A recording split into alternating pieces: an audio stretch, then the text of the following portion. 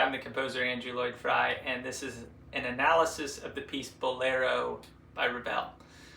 So right off the bat, first thing, this is not, this just does not sound like Ravel.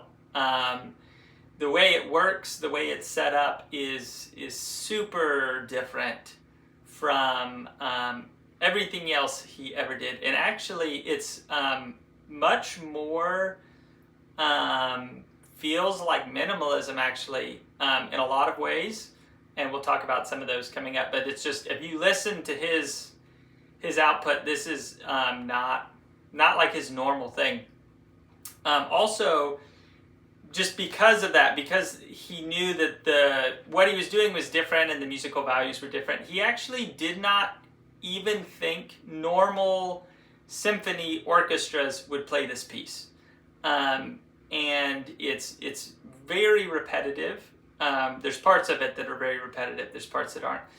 And it does not develop, or just the normal process of classical music, that just does not happen. And he was actually super surprised. It's like everyone loved it. And I think even loved it maybe too much. This is one of his most popular pieces. I don't think he would choose this to be one of his most popular works. Okay, so this piece is very transparent and kind of like how it works and the functions. So there's really 3 jobs through the whole piece, and everything is just either not playing or playing one of those 3 jobs. So the first thing is the snare drum comes in on this rhythm.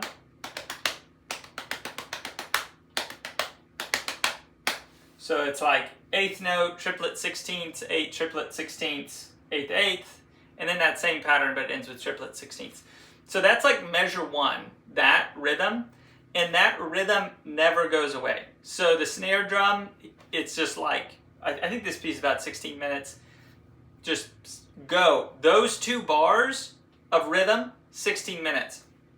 And what's notable, so that keeps going. The snare drum keeps going through the whole time, but as it goes, more and more instruments come in playing that rhythm. So it's like the rhythm job. It's just more instruments get stacked up as it goes. The second job is the harmony, and again, it's extremely repetitive. There's some slight variation, but it's pretty much, like, for the most part, just like a 1-bar thing of harmony. And you could analyze what's going on harmonically different ways. I don't know. It would be curious what the composer himself would say. It's kind of like it's always staying on a C chord. So, I mean, that's pretty extreme, especially for the time. But it's kind of ambiguous, and it's kind of like this C-G chord hybrid. So if we look at that, if we just look at the bass motion that's happening, it's C, and then up to the 5th, and then down, the same note, but down an octave.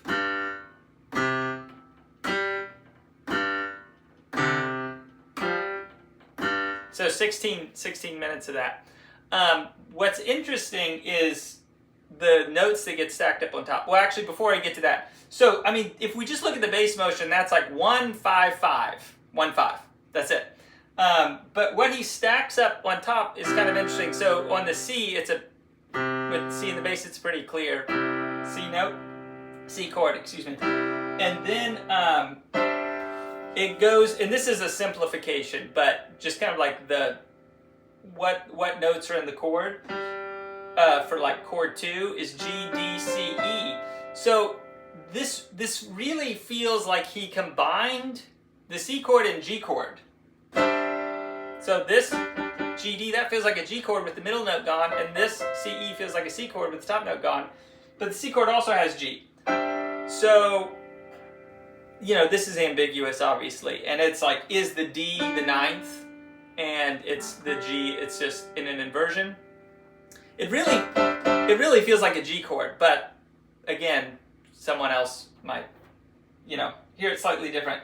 And then the next chord, very similar, where we have this G in the bass, but then we have a C, B, D. So again, it's like he's trying to mesh those two chords together at the same time, which I don't know if that's what he was thinking, but that's what it seems like to me. Okay, so we have the rhythm, 2 bars, unchanging. We have that chord thing, which changes slightly, but it's like pretty much that the whole time for 16 minutes.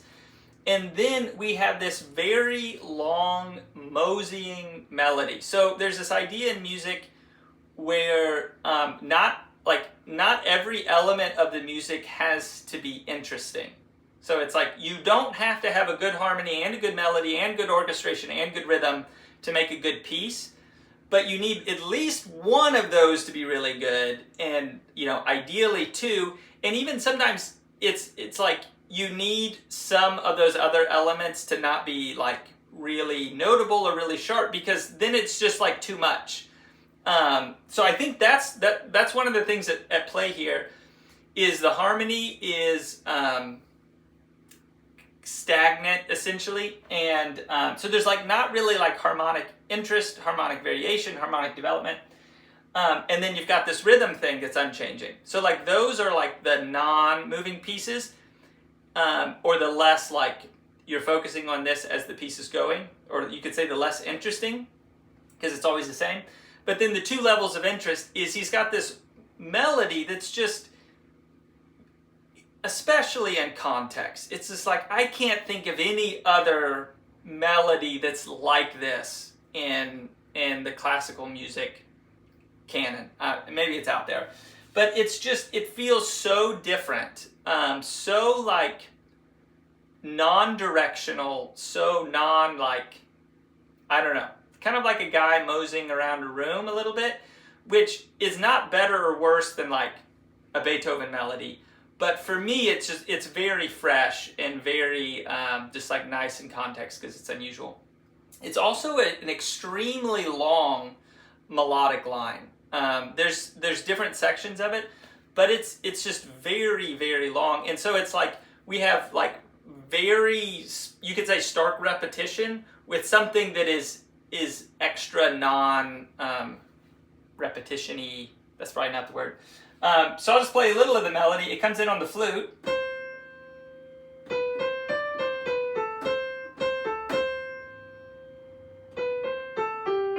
Oh, I messed it up.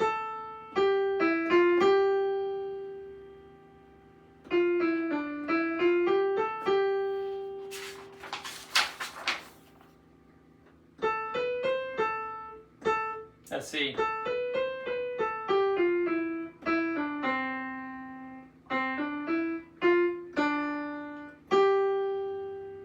And it keeps going on from there, but you get the general idea.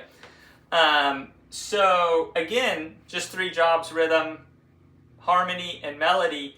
And those jobs are like super clearly defined from like measure 1. And there's nothing new that's really coming in, but just things are getting added to one of those 3 things.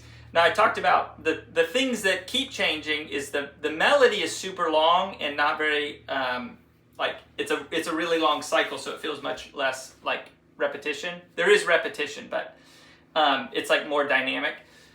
And then the other piece is orchestration. So, if you know much about Ravel, that was like his sweet spot.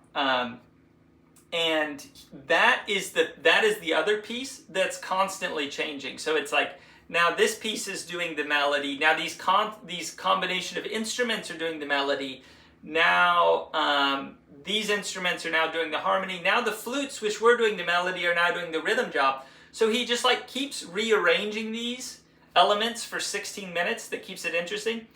And then the other thing is, this piece starts quiet and it's one huge crescendo, or you could think of it as like shelves, where it's like louder and then louder and then louder. So it starts small and then it just gets bigger and bigger and bigger. So couple closing thoughts on this. This piece, I might have mentioned this, I think I did, is a lot like minimalism.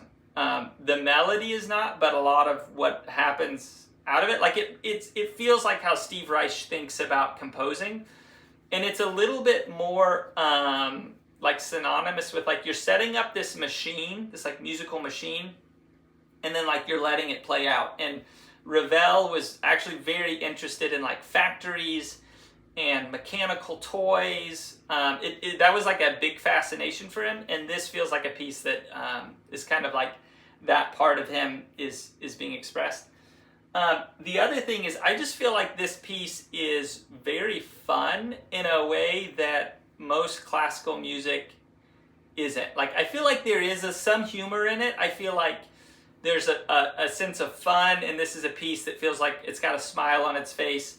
And again, in the context of Romanticism, like that feels like, if anything, a scowl. And it just feels fun, and it's extra refreshing.